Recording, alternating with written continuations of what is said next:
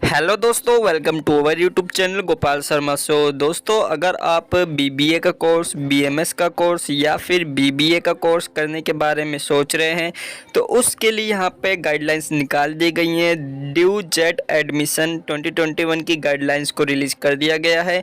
इस वीडियो में उन्हीं गाइडलाइंस के ऊपर बात की जाएगी। और दोस्तों, आपको ये पता भी होगा ड्यू के जेट के एंट्रेंस एग्ज़ाम भी हो गए हैं और इनके जो आंसर कीज़ है उनको भी रिलीज़ कर दिया गया है। इस वीडियो में डिस्कस करेंगे कि आगे आपको क्या करना है।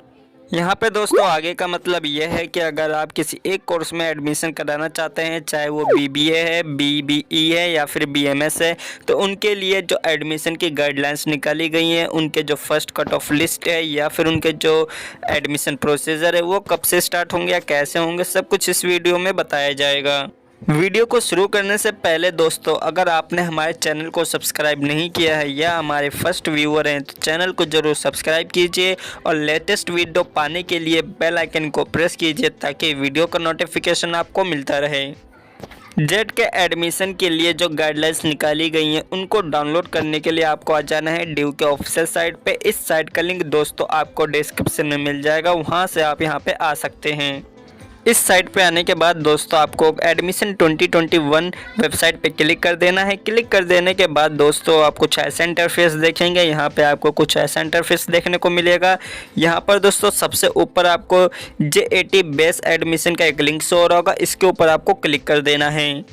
क्लिक कर देने के बाद दोस्तों यहाँ पे आप देख सकते हैं जो जेट एडमिशन की गाइडलाइंस है उसका जो लिंक है वो सेकंड लिंक यहाँ पे दिया गया है। लेकिन यहाँ पे दोस्तों पहले पॉइंट में बेस्ट 4% के जो मार्क्स हैं वो देख लेते हैं एक बार कि जिनका एंट्रेंस एग्ज़ाम हुआ था उनके जो मार्क्स है या फिर उन्होंने जो अपने बेस्ट 4% के मार्क्स वहाँ पे सबमिट किए थे वो वैसे हैं या फिर अलग है। अगर अलग है तो आगे आपको क्या करना है इस वीडियो में बताया जाएगा। उस लिंक पे आपको क्लिक कर देने के बाद दोस्तों यहाँ पे आपको कुछ ऐसा इंटरफेस देखने को मिलेगा। यहाँ पे आप देख सकते हैं एक साइड यहाँ पे आपका फॉर्म नंबर, नेम और यहाँ पे बेस्ट 4% दी गई है।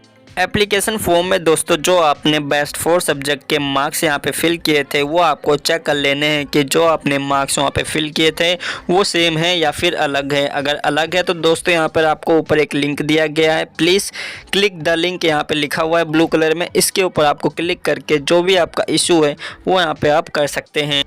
अगर दोस्तों आपके नाम के आगे एनी लिखा हुआ है तो आप इसके लिए नॉट एलिजिबल है या फिर आपने फॉर्म भरते वक्त कोई गलती की होगी। लेकिन दोस्तों जो यहाँ पे लिंक दिया गया है वो केवल 22 अक्टूबर तक ही एक्टिव रहेगा। यहाँ पे दोस्तों एक बार शेड्यूल देख लेते हैं। एडमिशन शेड्यूल क्या है बीएमएस का, बीबीए का और बीबीई का।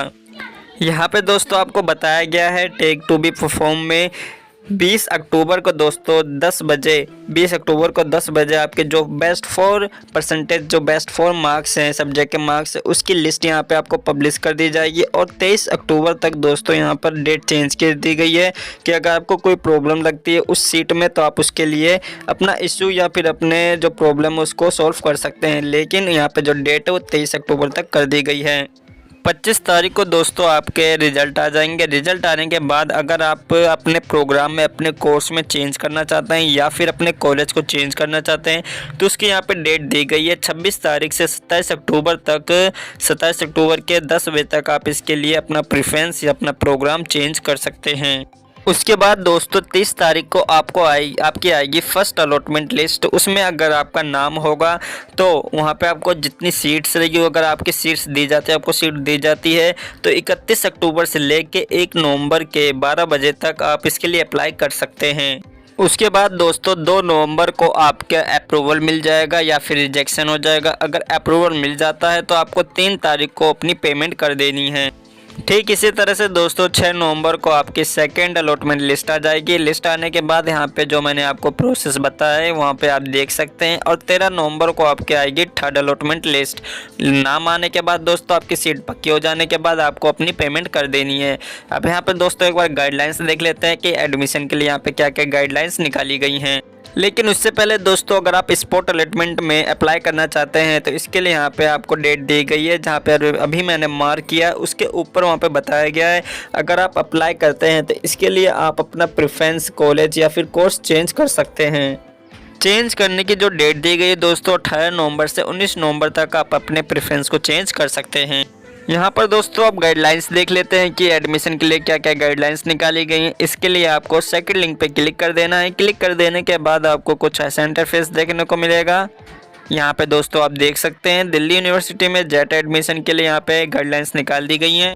यहाँ पर दोस्तों आपको पहले पॉइंट में ये बताया गया है आपके जो एंट्रेंस एग्ज़ाम होंगे वो एनटीए द्वारा लिया जाता है और उसका जो शेड्यूल है उसे भी स्पेसिफाई कर दिया गया है। सेकंड पॉइंट में ये बताया गया है आपके जो आंसर की जाएगी, आप चाहे तो अगर उस पर कोई आपका ऑब्जेक्शन है तो आप उसे उठा सकते हैं। मैंने बता दिया है कि किस तरह से आपको अपना ऑब्जेक्शन उठाना है। थर्ड पॉइंट में वही बताया गया है कि किस तरह से आप अपना एग्ज़ाम में अगर कोई या फिर आपका जो बेस्ट 4% के मार्क्स है उसमें कोई गड़बड़ी है तो आपको किस तरह से ऑब्जेक्शन उठाना है। उस लिंक पे आपको क्लिक करके उस फॉर्म को फिल करके आप अपने ऑब्जेक्शन को उठा सकते हैं। जब दोस्तों आपके ऑब्जेक्शन फॉर्म को एक्सेप्ट कर लिया जाएगा तो उसके बाद एक फाइनल की आंसर निकाली जाएगी, उसके हिसाब से यहाँ पे आपको रैंक दी जाएगी। फोर्थ पॉइंट में आपको ये बताया गया है जो जेट के एग्ज़ाम्स है वो 2 सेशन में कंडक्ट करवाए जाएंगे और दोस्तों यहाँ पे आपके जितने मार्क्स आएंगे उसके हिसाब से यहाँ पे आपको रैंक दी जाएगी। 5 पॉइंट में ये बताया गया है 12th क्लास में एप्लीकेशन फॉर्म भरते वक्त आपका जो जेट एग्ज़ाम था उसका एप्लीकेशन फॉर्म भरते वक्त 12th क्लास में आपके जो बेस्ट 4 सब्जेक्ट है उसके हिसाब से यहाँ पे आपकी परसेंटेज दी गई है कि पर 12th क्लास में जो परसेंटेज रहनी चाहिए, वेटेज रहनी चाहिए वो 35% रहनी चाहिए और परसेंटेज ऑफ टेस्ट का जो वेटेज है वो 65 रहनी चाहिए। इसके हिसाब से यहाँ पे आपको फाइनल स्कोर दिया जाएगा। फाइनल स्कोर देने के बाद यहीं से आपके जो रैंक रहेगी वो बताई जाएगी। नेक्स्ट पार्ट है दोस्तों बी पार्ट। यहाँ से आपका इंपॉर्टेंट इन्फॉर्मेशन चालू होता है क्योंकि यहाँ पे 6 पॉइंट में ये बताया गया है आपको जो रैंक है अलॉटमेंट कर देने के बाद जब आपको पता चल जाएगा आपकी रैंक कितनी है, जब आपको सीट मिल जाएगी तो उसके हिसाब से आगे आपको ये फिक्स करना होगा कि आप अपने जो कोर्स है या प्रोग्राम उसे चेंज करना चाहते हैं। तो उसके लिए यहाँ पर दोस्तों आपको 1 दिन का टाइम दिया गया है। उस 1 दिन में दोस्तों आप अपना चाहे तो प्रेफरेंस या प्रोग्राम चेंज कर सकते हैं।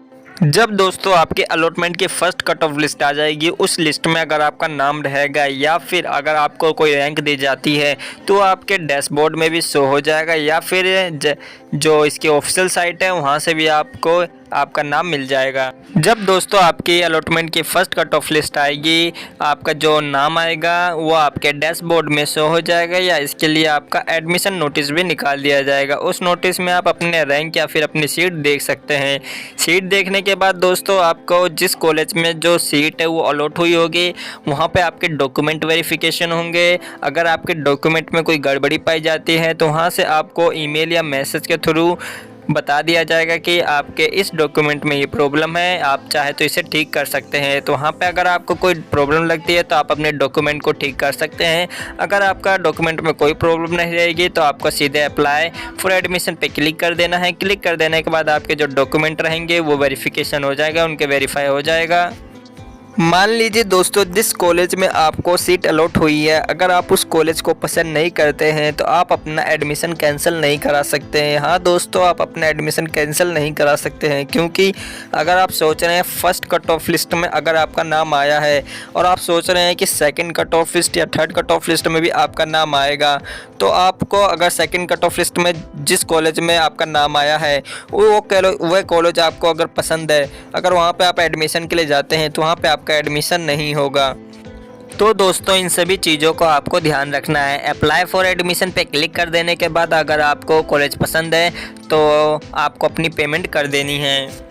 यहाँ पर दोस्तों आपको एक चीज़ का ध्यान और रखना है वो है कोर्स का। अगर आप कोई एक कोर्स करें जैसे बीकॉम कोर्स का, बीए ऑनर्स कोर्स का, अगर आप उसके साथ ही जेट के एग्ज़ाम के लिए आप अप्लाई करते हैं और आपका सिलेक्शन हो जाता है जेट में तो आपका ये डिसाइड करना पड़ेगा कि आपका जो कॉलेज है जो बीकॉम का कोर्स कर रहे हैं उसको आपको कैंसिल करना होगा और जो उसकी फ़ीस रहेगी अगर ज़्यादा रहेगी, ज़्यादा का मतलब ये है मान लीजिए जो बीकॉम कोर्स का फ़ीस है वो 10,000 या 15,000 है और जो जेट है एग्ज़ाम के या बीबीए का जो कोर्स है उसकी जो फ़ीस है वो 20,000 है। तो जो अगर 15,000 आपने फ़ीस पे की होगी तो आपको केवल 5,000 फ़ीस पेमेंट करनी है। अगर 18,000 है तो आपको केवल 3,000 पेमेंट ही करनी है।